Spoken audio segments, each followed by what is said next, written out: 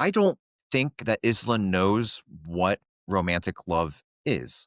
No, I think she lost too many of her memories. It's just this never-ending lack of experience, which I think is supposed to be cute and innocent, but it just feels like it's confusion instead of love.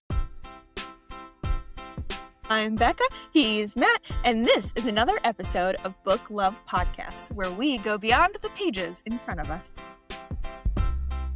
We finished Nightbane.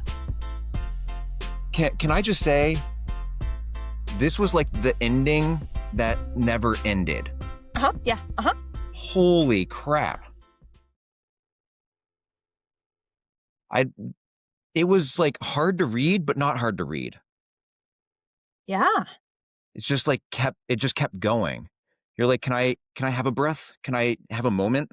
Right? Like at one point, I think I was like 20 pages towards the end, and my version had like 250 pages. So I had about 20 pages left. I had a 14-page chapter, and I was like, but there's still like 7 chapters to read. And all of the rest of the final chapters were all like single pages for me, and they were delightful little things. No, they were all single pages for me. Actually, some of them were like half pages. Yeah, and I was just like, but like then like I'm doing like this back and forth, and when I'm trying to think of how we're gonna recap it, I'm like, this is gonna be a cluster where we're like, and then in a memory, and then back in the present, and we're in a memory, and then back in the present. Which is why they have to read the book, because we have to skip so much. Uh-huh. Uh-huh. But then when you're going back and forth like this, it's actually hard to skip things. Yes, especially Summary. because they all had plot points. It's a very plot-driven book. So if you miss plot Extremely. points, you're like, I don't know why you did what you did. Mm-hmm. Mm-hmm. Mm-hmm. I mean, compare it to I feel like it was more plot driven, part two, like the second half. I feel like it was more plot driven than the first half. Mm-hmm. But like the first half was still plot driven.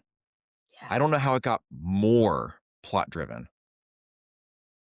Nope. But this will be an easy review to write in Storygraph because of that.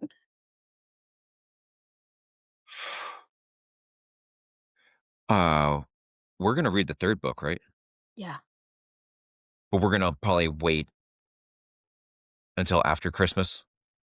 Maybe like take a break, or do you want to just dive into it?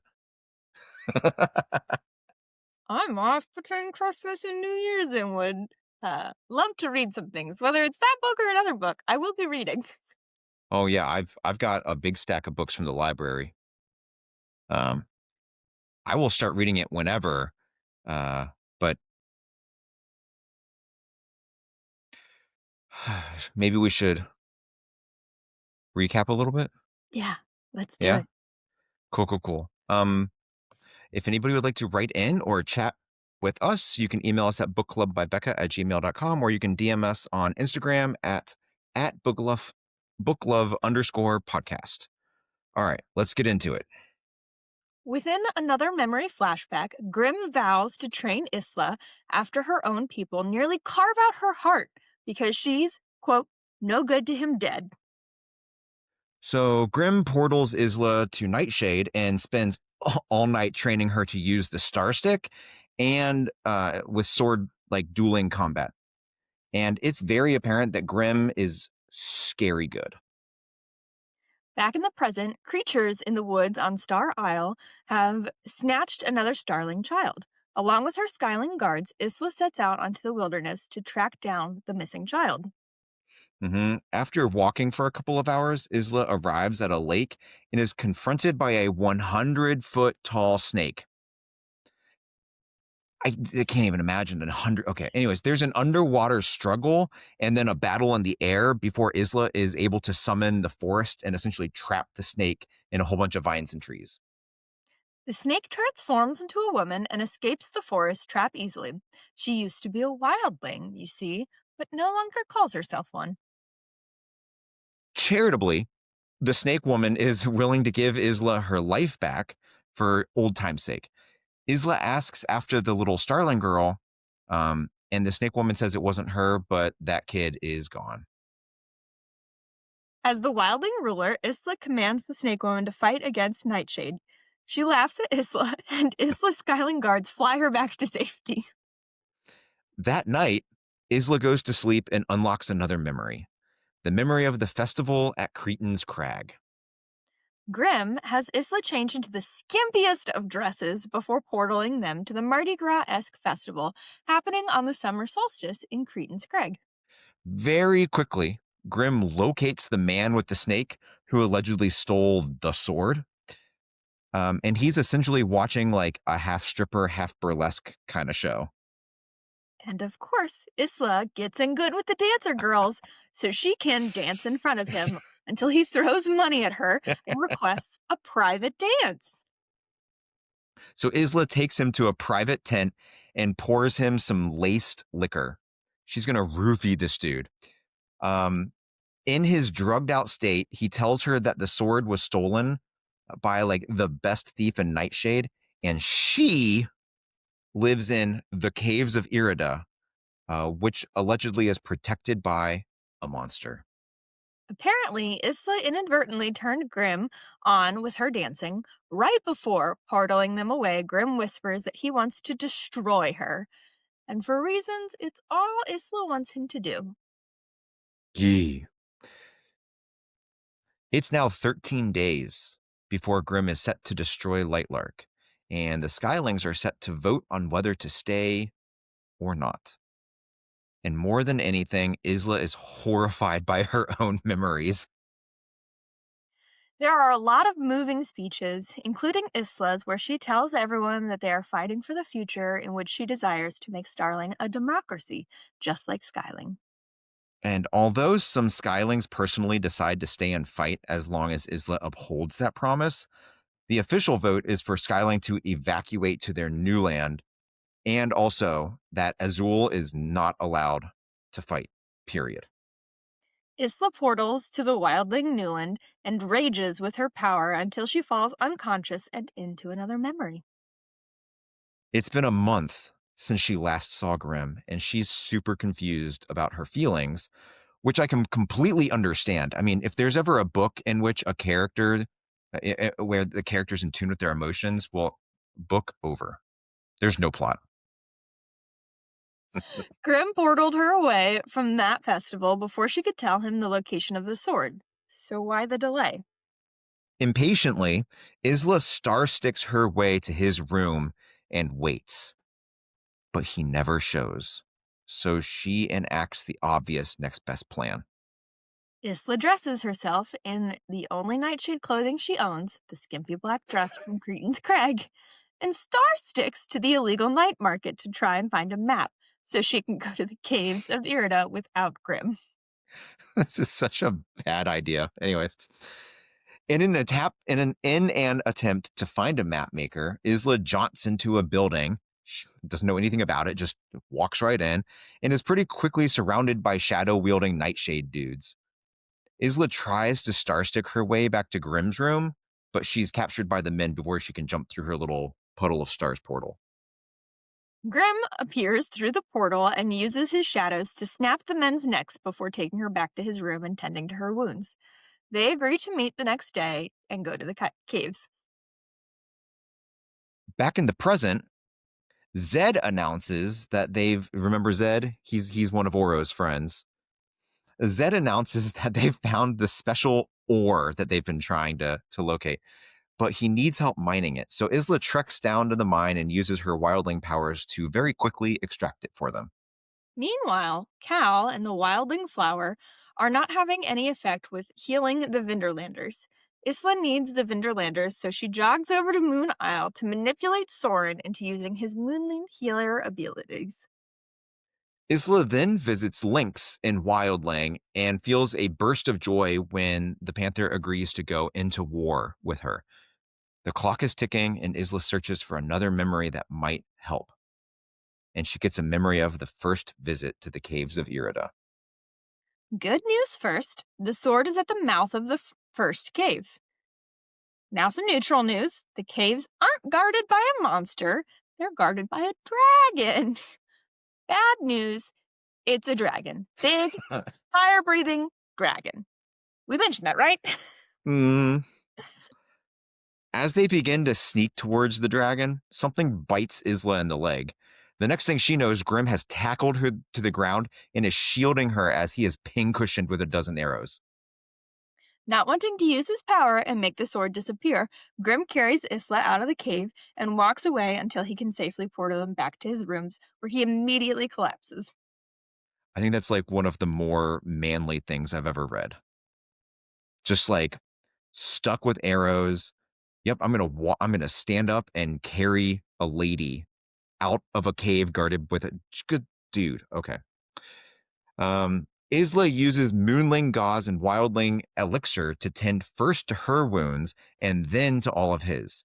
Through it all, Grimm grits his teeth and gives her a lesson in power. That is, power is fueled by emotion, and pain is the strongest emotion there is. He tells her that she should use it to her advantage. Personally, I find that really interesting, given that Oro doesn't seem to have a single emotion in his bones, or at least he works really hard to make them minimal, and he's like the most powerful being in Lightlark. Like, what's going on there? Exactly. I agree. Puppies are upset. People are here. Back in the present, Isla decides to use this shortcut to amplify her power. So she cuts open her hand and uses the pain as an enhancer and transforms the terrain of Lightlark to be completely covered in inhospitable, poisonous, barbed, venomous plants in a single night. She gets it. Mm-hmm. Oro finds her bleeding from her eyes, ears, nose, and mouth. He is repulsed by who she has become and what she has done. So instead of addressing any of it, Isla begins chauffeuring civilians from Lightlark to their respective mainlands. Mm. Words. Midland is a completely different book. While in Starling, Isla slips off to Aurora's old rooms where they used to have slumber parties, and she absolutely explodes with sadness and anger. She's having a lot of temper tantrums. Anyways, Isla finds a very curious feather in the wreckage of the room and takes it with her back to Lightlark. I don't know why I felt compelled to include this, but it's going to come up later, I'm sure. Apparently in book 3, though. Anyways, she goes back to Lightlark and continues her Nightshade training with Rimlar. Remlar advises her to ask other ancient creatures to join her because Isla is some kind of throwback and represents hope. But then she starts channeling Nightshade powers and unlocks another memory. Yeah. In the way back machine, Isla suddenly remembers bathing with Grimm after they had visited the cave for the 5th time to discover new defenses. It's not sexy, but it's also kind of sexy. It's kind of confusing and kind of sexy. Back in the present, Isla continues training and bonding with Lynx. She finds armor for him from when he was bonded to her mother, and Lynx shows her several memories he has of her mother. Grief and training make them close. And suddenly Isla is remembering Grimm visiting her in her room to tell her that they would not be going back to the caves because he has a gala he has to attend. And no, Isla cannot go with him. After he vanishes, Isla grows bored, and wouldn't you know it, Isla has a great idea to go to the gala incognito. Of course, that's a great idea. Who wouldn't? Yep. So after opening that incognito window in Google Chrome, she wanders through, well, you know what? It's a sex party. It's like one big, huge drug orgy thing. Eventually, she finds the throne room and decides to join the dancing to make Grimm jealous. She very seductively dances with a nightshade man who gives her drinks. The two exit into the corridor where they can get some alone time. Isla is curious to experiment with the other man, and the man wastes no time in making a move, and there is zero chemistry. Mm-mm. What is the opposite of being turned on? Because I'm pretty sure that's what happened here. Um, but it's okay that there's no chemistry because Grimm shows up and splits this dude with a sword and gives Isla an antidote to the paralyzing poison the man had slipped her in her drinks. Back in the present, there's only 5 days left until the impending Nightshade invasion, and defense preparations continue. Isla journeys to Star Isle to see to the defensive shield that the Starlings are in charge of. She knows she's being followed, but she lets the unseen ambush trap her anyway. It's the rebels, but this time Isla isn't powerless and begins fighting back. One of the rebels removes their masks and it causes Isla to pause. It's Marin. And if you don't remember who Marin is, she's the current de facto leader of Starling. Anyways, she's there to give an info dump that hopefully sways Isla to the rebel cause. Here's what you need to know. Thousands of years ago, the king's ancestors had a nightshade create a series of curses called nexes, designed to keep the people weak. Everyone, except for the king's bloodline, was cursed to only be born with a single power ability.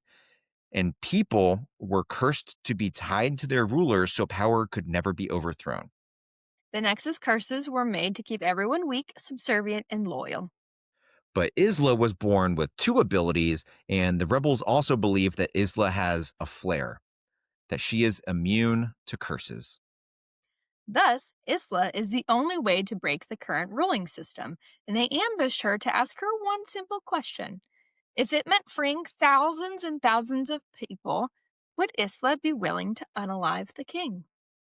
Unsurprisingly, Isla says no and leaves. That night in bed, Isla tosses and turns as she wonders if she should tell Oro. Then the memories take her again. Grimm appears in Isla's room in the middle of the night, bleeding profusely and on the verge of death, looking for Isla to heal him. So Isla uses the wildling elixir and star sticks the unconscious Grimm back to his room in Nightshade and stays with him all through the night until he wakes up. Isla asks him what could harm him in such a way, and Grimm proceeds to tell her the tale of the Drex. Centuries ago, after the curses were originally spun, a great fissure ruptured across Nightshade, and what we now know as Drex started pouring out of it and unaliving thousands of Nightshadians. Drex were once people that Grimm's ancestor, Cronin, cursed into an unbeatable beast. Being unbeatable, Cronin had the blacksmith create a sword imbued with his power so that he and later generations could control the Drex. After Cronin passed away, a descendant of his predicted that the Drex would lead to the end of the world and cursed the sword to never be usable by a Nightshade ruler and then banished the Drex. Recently, the Drex started rising again. Fearing for his life, and therefore all of Nightshade, Grimm decided to create an heir. And that's why Grimm had a lineup of women that Isla so fortuitously joined. But love is weakness, and Grimm will never fall in love. And for reasons she doesn't quite understand, that breaks Isla's heart. Isla wakes up with 4 days until war and makes the overly impulsive decision to tell Oral and his council everything. She dumps about her memories and the sword, and that she assumes Grimm has the sword, and that she assumes he is creating more Drex, and that he's coming to conquer the world, and just misinformation is just being spread like crazy. Everyone low key panics, not seeing any way to survive, but Isla might have a way. She begins campaigning across the Isles, showing both her Nightshade and Wildling powers to all the various ancient creatures of Lightlark. Many, most even, join her, but some still reject her. She turns around to go home, but she's no longer on Lightlark. She's in Nightshade, practicing and strategizing with Grimm on how to beat the cave and get the sword. While they take a break, Grimm cryptically says he'd like to show her something, and then portals her to a field of flowers. in the middle of Nowheresville Nightshade. They smell like the flowers that make wildling elixir, and Grimm thinks they are, and that they're not exclusive to wildling. The flowers end up being Nightbane. I know I was like, how the hell is Nightbane? Anyways, the flowers are Nightbane. When nightshades extract the stuff from the flowers, they turn into a drug. But when wildlings extract stuff from them, they turn into healing agents. The duality is strikingly obvious to everybody. Isla and Grimm make a deal. If Grimm gives her the flowers, Isla's people will make elixir and supply some back to Nightshade. In exchange, Grimm gives her people a steady supply of hearts so they don't starve, and anything else her people might need. Grimm accepts, and before the two can kiss, Grimm is called away to deal with more Drex. Upon waking, Isla immediately receives a vision from Lynx of Grimm in the wildling. She immediately star sticks, but only finds empty villages across the mainland. In her room, she discovers a note from Grimm explaining that he took them to Nightshade and that everyone there is waiting on her. Isla rages until she's no longer in the present. It's been hours since Grimm left to fight the Drex, and Isla cannot handle not knowing. And yet another impulsive move, she grabs her elixir and star stick to his bedroom and waits. Eventually, Grimm returns from the Drek battle, and the two have quite the sexy, steamy, naked reunion. Heartbroken and confused by these memories, Isla star sticks to her room on Wildling and tugs on her necklace. Within seconds, Grimm is there and she rages at him, and he stoically just takes it because clearly she doesn't remember everything yet. In her anger, Isla journeys to Remlar and asks him to teach her how to temporarily cut off someone's power through a love bond. Isla also needs a way to speed up the memory retrieval. Rimlar acquiesces to both requests, and she's immediately back in her memories. To celebrate being completely prepared to face the dragon and the cave, Isla convinces Grimm to accompany her to Skyline for a hot air balloon festival.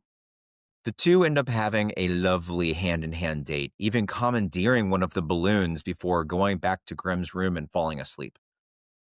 And the next morning, they go to the cave.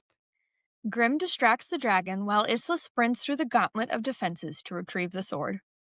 As her fingers close on the sword, the dragon exhales an engulfing amount of flame at her. Grimm uses his power to save her, causing the sword to disappear. And Isla's pretty damn confused. She thought the sword was the most important thing and the most important thing in the world to him and the only thing that can save his realm.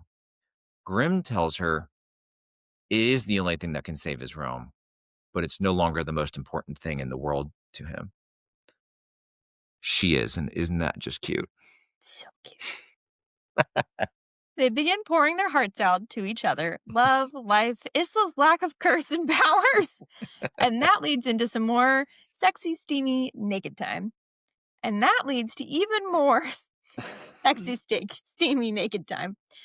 And that, you get it. You get it. You get it. It's a good scene. Essentially, there's a deluge of memories where they cannot get enough of one another's bodies. Then one morning, Isla tells Grimm she went back to the cave on her own and found something. A baby dragon, abandoned by its mother. This better be awesome in the future books because I found this scene to be so stupid. Anyways, she convinces an extremely reluctant Grimm to keep it in his room so they can adopt it together. Back in the present, Isla is pissed off. None of these memories told her anything other than the fact that she's ashamed of her depravity. She doesn't need any sexy memories. She needs info to help with the incoming war. Grasping at straws, she decides to travel to the place of mirrors, slices her hand, and turns the pain into power so she can unlock the vault. Isla immediately encounters her old guardian, Terra, and the two have a cat fight using wildling powers where Terra is the victor. She thanks Isla for opening the portal, capital T, capital P, and then walks away as another memory is triggered for Isla. In her room on Wildling, still satisfied from all her recent alone time with Grimm, something calls to Isla from the forest. Curious and impulsive, she follows the feeling until she finds the sword. Excited, she summons Grimm, who no longer wants it. Isla demands to know the truth, and Grimm gives it to her. The truth. He gives the truth to her. Once upon a time, in a galaxy far, far away. Oh, wait, is that a different one? There was a planet with entire countries dedicated to Moonling, Skyling, Sunling, Starling, Wildling, and Nightshade. The creatures that lived there grew curious about other worlds and brought a handful of themselves to what we now know as Lightlark. There was a single portal that connected the worlds, and we now know that as the Vault. The ancient creatures on Lightlark, you see, are holdovers from that first immigration or migration or whatever. Over time, all the realms lost memory of their original home, all except Nightshade, who continues searching for a way to go home. After the curses were spun and Lightlark became impenetrable, Grimm discarded the plan to go home and began the search for the sword to at least control the Drex and bring peace to Nightshade. Only Cleo wanted Grimm to continue with his original plan. Grimm has always known that Isla is both Wildling and Nightshade, and that she has a flair that makes her impervious to curses. Grimm had a general who was helping him track down the sword long before Isla was in the picture, right? This general also had a flair that made him impervious to curses, and the general was going to use that flair to break the curse on the sword. But then he just never came back after one of his missions. Grimm assumed he passed away or was unalived, but clearly he found Isla's mother, and bada bing, bada boom. Grimm made the deal with Isla to find the sword after the blacksmith essentially confirmed that she had the flair to break the curse. But that act more than likely would unalive her, and that's an unacceptable outcome now that he's fallen in love with her. Now he doesn't want the sword. He wants to spend forever with Isla back home now that she broke the curses and can gain access to the vault. Isla is horrified and tells him she never wants to see him ever again. Overreaction, my humble opinion. With back in the present, with 1 day to go before the Nightshade invasion, Isla tells Oro and the council about the vault portal thingy-majig and how she opened it for their enemy. Everyone is stunned, to say the least. The morning of the invasion, she visits the Oracle. Remember that from the beginning of the story? The Oracle tells her that she has a choice to make, one that is not yet set in stone and will determine the fate of the world. You see, she must choose Grimm or Oro, and she must unalive one of them.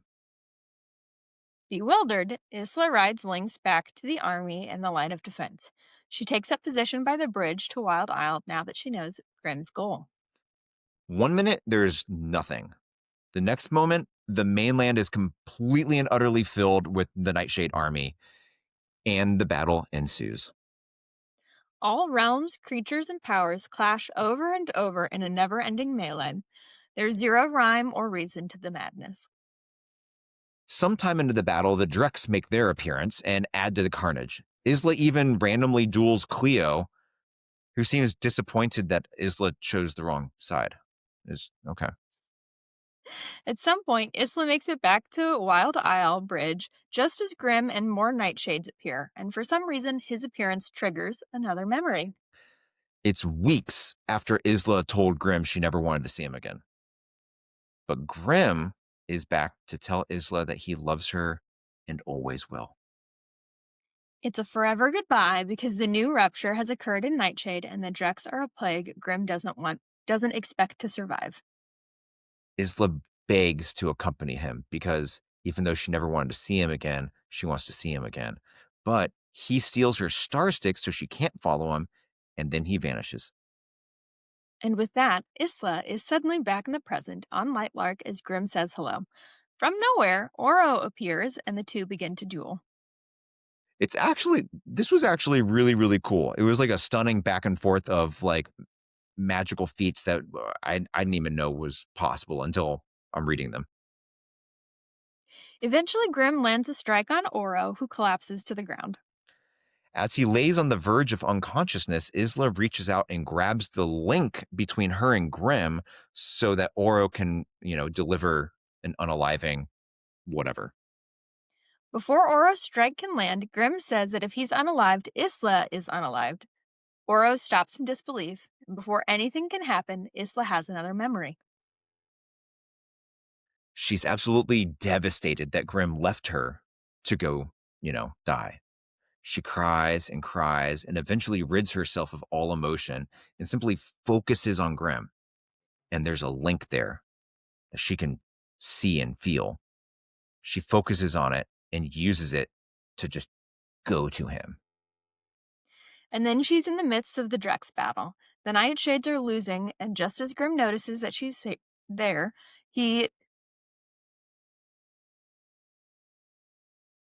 That's a big word, friend. Spit roasted? Oh, thanks. The dash really helped me. Yeah. He spit roasted by multiple Drex. I was like, I don't know. Something inside Isla snaps, and she unleashes a never-ending sea of nightshade power that turns every living thing except her and Grimm to ash. The Drex, the villagers, the Nightshade army, everything. As she begins to collapse, she sends Grimm her wildling powers to heal him, and then she knows no more as her heart stops beating. Back on Lightlark, Oro can't believe that Grimm has bound his life to Isla's. Isla immediately understands that binding is why she's alive today.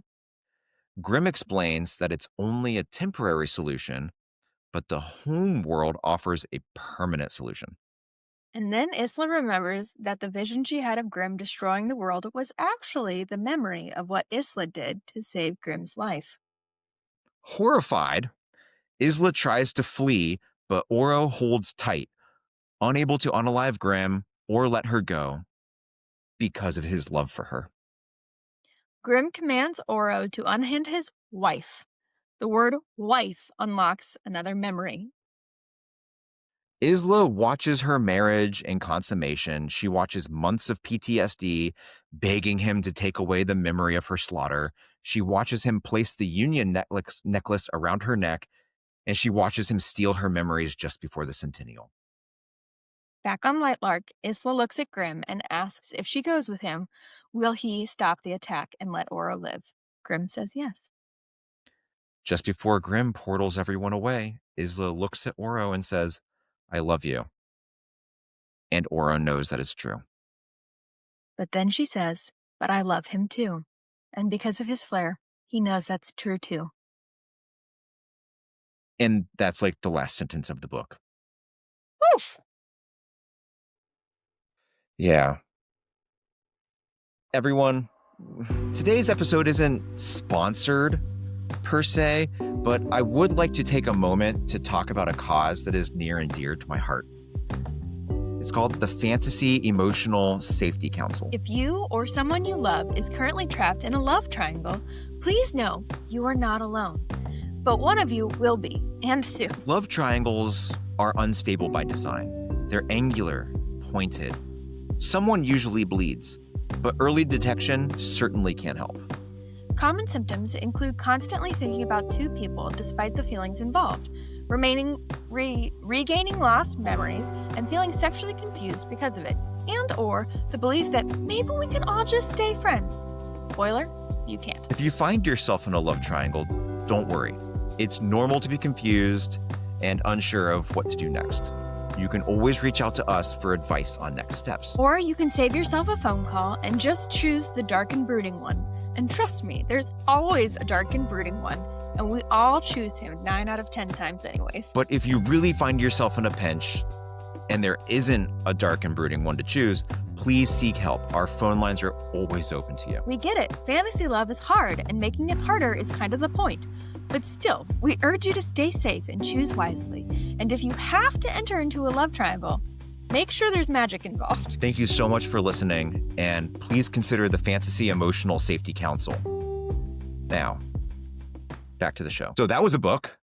Yeah. Yeah. I feel like there's two good ways to talk about this book. The memories and like the present day war. So where do you want to start first? I found the memories to be more interesting, so maybe we start there. Okay. I feel like the memories saved this book. I have one large complaint about the memories, though. Hit me. Okay, so Isla, in theory, is finding Grimm while she's asleep.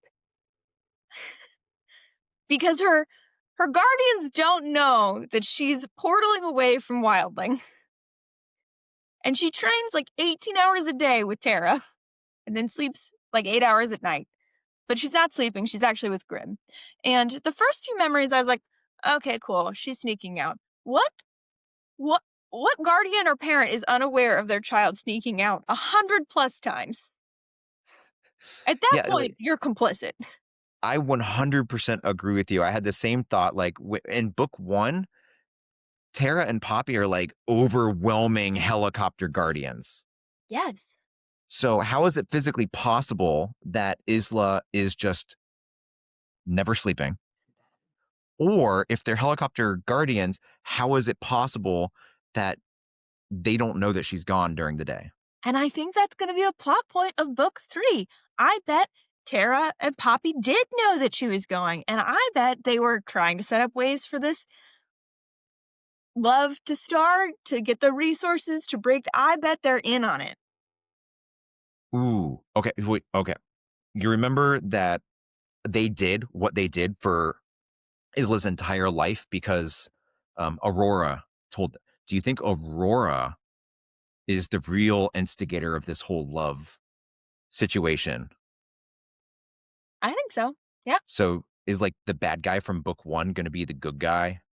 In book 3? Uh-huh. At least in memory. Yeah. I think there's a good chance. Oof. I also would like to give the author props for the way this was written, because the first part of the chapter was the present day, and then there was a clear denunciation of before, and then you were in the memory. So it was actually pretty easy to keep track of where you were, regardless of how we just reiterated it. Might have been more confusing, but actually reading it, you did know which time zone you were in. Mm-hmm. Mm-hmm. She did a good job. I felt like some of the memories were like throwaway memories. But I Like, think that's what makes Grimm's relationship with Isla seem more convincing, because we don't have those throwaway memories with Oro, and that's why we all thought Oro was sus. Oro is sus. Yeah, the golden retriever is not the husband.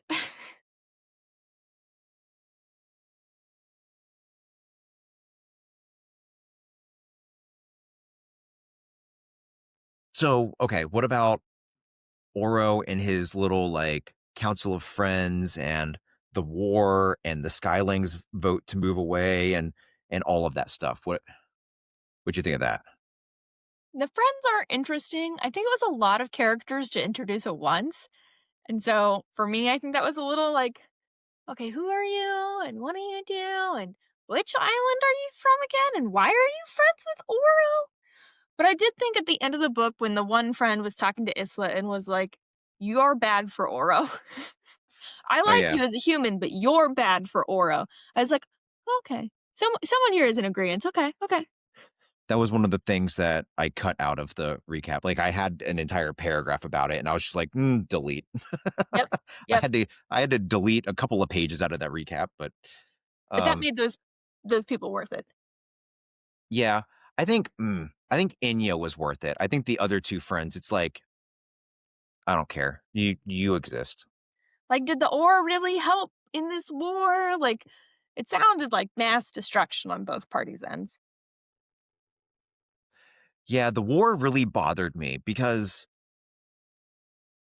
the vast majority, like 75% of the present storyline is focused on creating this massive strategic defense. And then the war is just like this huge random melee. And Hmm. like what was the point of 75% of the present plot? Yeah. Like, we Yeah. didn't get to see how any of the strategic things they were working on actually played a part in the game, like the war. Yeah. Um but I mean kind of connecting the past and the present was the whole celestial backstory, and I kind of want to list that as a plot twist. I don't know. What do you think of the fact that there's like it really reminded me of like essentially Crescent City and that whole there's different worlds and Mm-mm. whatever. Did that shock you, or was it like, oh, that kind of makes sense? I think it was just information overload, so I don't even know that I fully processed it while I was reading it. Because as we Okay. were going through the script today, I was like, "Oh, that is what that meant." I so I want to mm, okay, I like the idea of they have like this home world and they want to go back to it because that's very much like the Mossverse. Mhm. Um, but I hate the fact that this random ass portal just exists between the two worlds. I also don't understand how Isla suddenly opened it. Like, blood was the answer? Blood and power, I guess? I don't know. And then Terra appears out of nowhere to battle her. Is Terra just waiting in the shadows? I don't but like it's a portal to another world. How did Terra get in there? Is that where Terra was banished to? I don't know. It's just crazy to me. I like it doesn't. I'm sure it'll make sense at some point. Like Alex Aster will explain it away somehow, but it doesn't logically make sense to me that if the only way to access the portal is by opening that vault, and the vault has not been opened, how in the f did Terra get in there? No. There would have been no other wildling ruler to open the vault and let her in, and then be like, "Screw you, I'm shutting you in," like putting you in timeout. Although the way I read it, I didn't read that she came out of the uh the place, but that she ambushed from behind. But also there was a lot in that scene, so maybe I read it wrong. I mean, that could have I read it like Isla stepped through and Tara was like, "What up, Hi. bitch? You want to fight?" So like I read it like Tara was waiting on her, but it is very possible that Tara could have like just been on Wild Isle waiting for the moment, like, and like I don't know. Yeah, I thought she kind of popped out of the shadows from behind, like, "Yay, you opened what I wanted opened! Let me through!" Um and then of course we have the ancient creatures being holdovers from that, Because, like, a whole century has passed since they came to Lightlark. maybe even like a millennia. Yeah. Yeah. It's wild that somehow there are creatures that are still original, if you will. I think I actually like this explanation because I was wondering how in the world are you like not human or like Oro and Isla look human Mhm. or human-esque or whatever, but Rimlar is like a fucking blue dude with wings and stuff like, um Does that mean Snake Lady was not a wildling turned snake, but actually a snake somewhere in the metamorphosis of becoming a wildling? or is that what wildlings were before evolution happened and they got fewer and fewer powers or something. Right? Like, maybe that's why they have the bondeds. It used to be what their forms were, and now they just bond to animals that would have been their forms. It reminds me, have you ever seen the movies the Underworld franchise with Kate Beckinsale? Nah. Okay, so it's like werewolves and vampires, right? Um the current werewolves and vampires are like very anthropomorphic. They're very, but they have original sires like that harken back to 700, um and they like were legit wolves, Hmm. and the vampires look like actual bats. Oh, So it almost reminds me of that, where it's like the blood and the abilities and whatever have been diluted over time. Um, and I'm guessing that the whole like people being cursed with one power only kind of has something to do with that. yeah. I want to know who asked the nightshades to create those curses.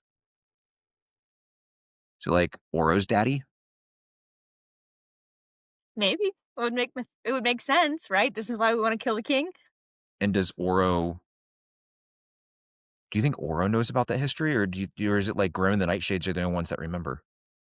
I feel like Grimm and Nightshade are the only ones that remember, That just feels weird. which then makes you question: Did Nightshade just wipe everyone's memory? Ooh,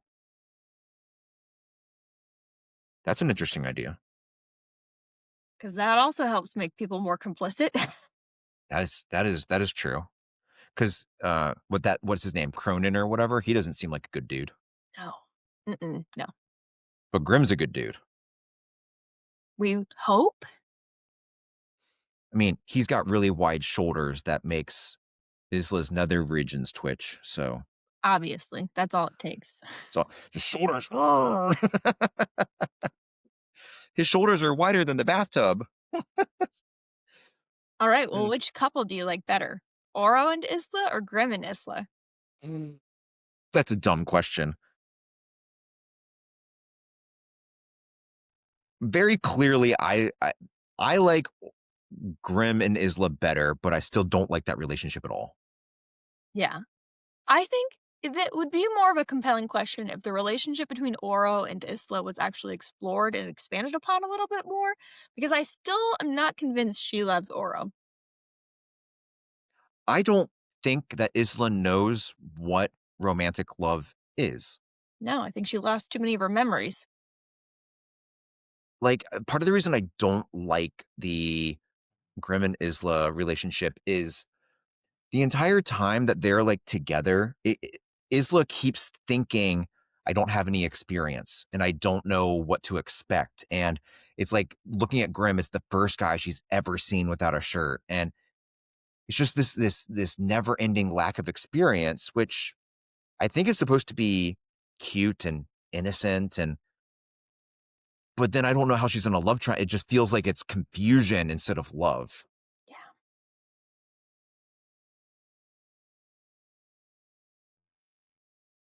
And yeah, and then the whole Isla and Oro thing, it wasn't developed in book one. And if anything, it's developed even less in book two. Yes. At least in book one, they had like meaningful time spent together trying to Yeah. search for the heart. Yeah. But in book two, it's just like Isla has temper tantrums and then Falls into a memory.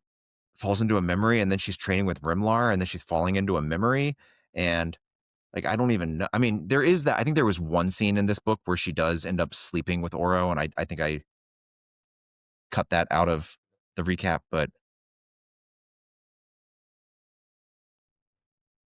dude, that's gotta be wicked awful to like essentially lose your virginity to Oro in the present, and then have a memory where you're like, oh nope, I lost it. I lost it a lot to this other dude, and he was way better. Yeah, that's unfortunate on numerous levels. uh, I well, we speaking of Isla and Grimm, we can't skip this because it is essentially the entire plot of the memories, Hmm. the sword and the Hmm. Drex. Do you have any thoughts on those things?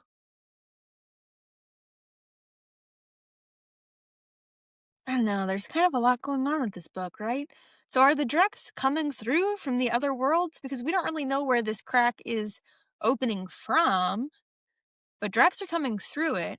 So we talked about how Drex were once people. Mm-hmm. So is this what Nightshade evolves into on a different planet where they went to populate? This is just Star Wars now at this point. It the sense I get is that there were no Drex. And then the really bad Nightshade ancestor dude turned people into Drex so that they could be like super army people. And then he created the sword to control the Drex, but also create more Drex. So I don't think the Drex are a natural evolution.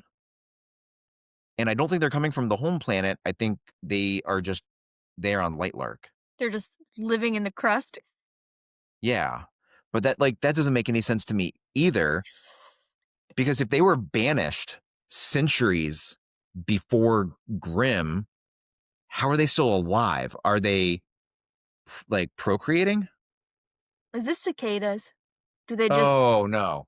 lay eggs that come out a millennia later? I don't like that idea.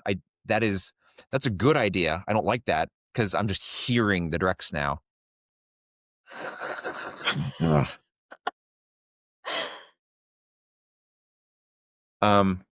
Yee. I'm kind of annoyed with the sword, if I can be honest with you. I feel like 75% of the memory plot was to get the sword, and then the sword becomes a nothing burger that doesn't even matter anymore.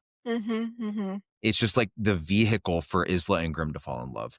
Like, it would have been fine if, like, Isla used it in that final battle, and at least it had a purpose there. That would have helped it. Yeah. But now it's like, it doesn't matter anymore because we're going to go back to the home world and I don't know. I will say the various, including part 1 and part 2, the various like things they did to try to find the sword. And that was a fun adventure to read. Yeah. Hmm,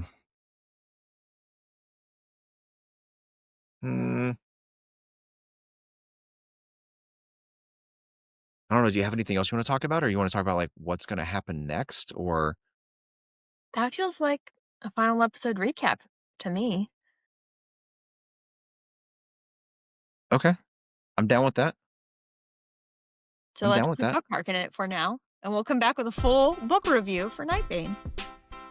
For sure, for sure. Don't forget to leave us a comment or send us an email. Our contact information is in the description down below. Until next time. See ya.